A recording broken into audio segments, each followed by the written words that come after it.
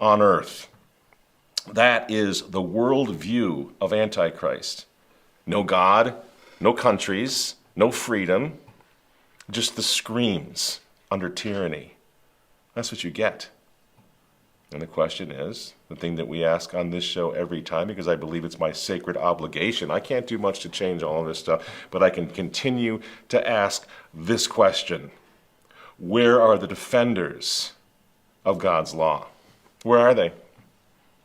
Where are the defenders of the rights of God here on earth right now when things like Shanghai are happening? Where is the voice? Where is the moral authority speaking out against that? Where, in other words, is Francis, the Pope, supposedly?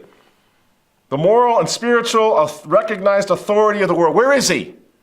Well, last week we showed you how he's over there planting trees in the Vatican. For some reason, God knows why. He's planting trees. And when he's not planting trees, he's making secret deals with the Chinese Communist Party, the very folks who are locking down Shanghai. Meet Cardinal Joseph Zen. Born in Shanghai 88 years ago, he came to Hong Kong in 1948 and went on to become the 6th bishop of the country. Now he has spoken out against the secret deal between China and the Vatican, saying the deal betrays the 12 million Chinese Catholic population.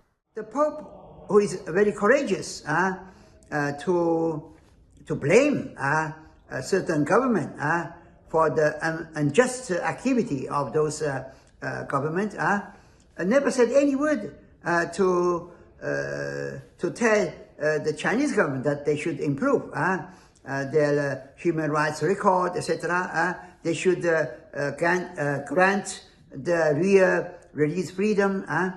So that's very sad. Even people outside of the church, they say, why your Pope is not saying anything against what the China is doing? I'm sorry, friends, but Pope Francis is the arch villain of the day. It isn't Gates. It's not Klaus Schwab. It's Francis, whatever and whoever this guy is. He is worse than Xi Jinping because he's the one whose job is to shine the light of truth on the Lumen Christi, on Christ. He's the one who's supposed to augment and amplify and project the voice of Christ. And instead he's planting trees. He's silencing the voice of Christ in the modern world. So yeah, he's the worst one. And unless and until we have a moral and spiritual authority that returns to this world, Shanghai is the future. But see, the Vatican doesn't even seem to have a problem with that. They're not saying anything about that right now.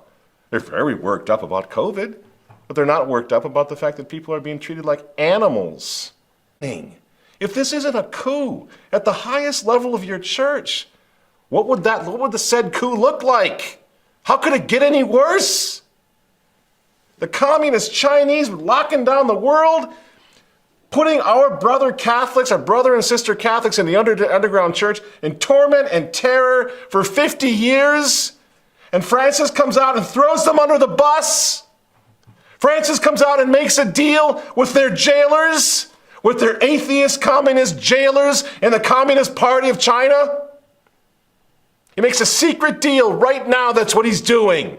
As our brothers and sisters in China are suffering, the Catholic ones, every indignity and tyranny you can think of, and we just showed you video of what everybody else is doing, is getting in China. Being caged, treated like animals. Where is Francis?